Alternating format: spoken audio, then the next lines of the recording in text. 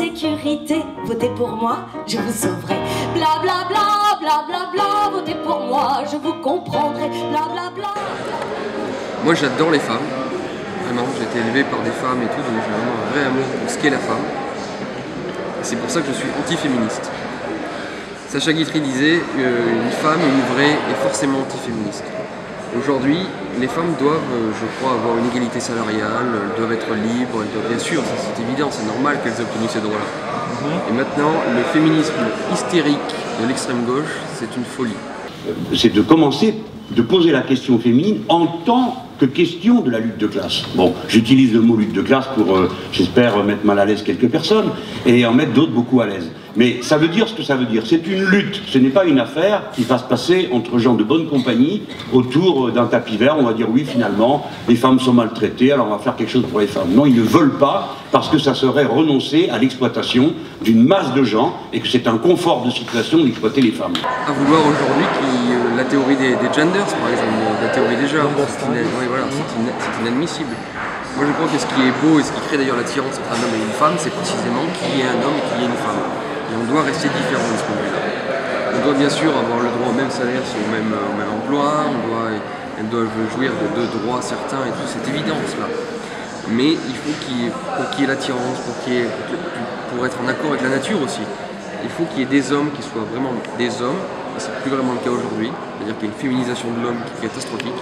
On parle pas assez des questions des droits des femmes, comment ça se fait, c'est pas assez présent.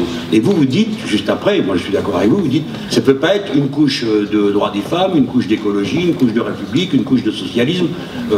Non, c'est une question transversale. Mais justement, figurez-vous que si on ne parle pas de la question des droits des femmes, c'est pour une raison de classe.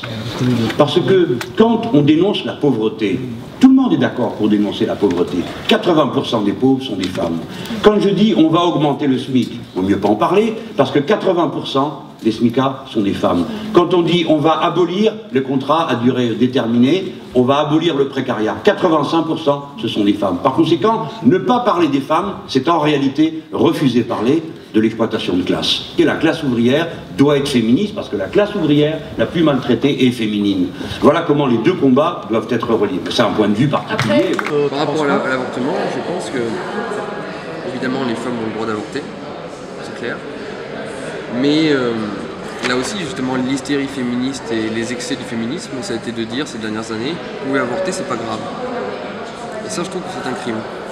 C'est un crime de relativiser la chose en fait. C'est pas un crime d'avorter, mais c'est un crime de le relativiser. Parce que moi j'ai des amis autour de moi qui ont avorté et qui ont été traumatisés. Et parce qu'elles ont cru justement que c'était quelque chose de... Enfin, parce que le discours, ça a été... c'est quelque chose de tout à fait anodin, c'est banal et tout. Et il y a aussi beaucoup de filles qui avortent comme moyen de contraception. J'ai vu des filles qui refusaient de prendre la pilule et tout et qui avortaient. Moi je croyais que l'adoption prénatale, pour laquelle se bat Madame Le Pen, je disais c'est une manière de remettre sur la table la question des mères porteuses, et moi j'y suis hostile.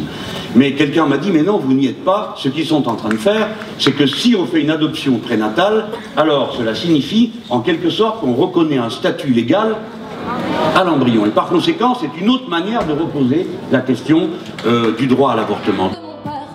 Alors, quand c'est trop dur, la plus belle sur la terre, la plus belle, je le jure, la plus belle, c'est ma mère.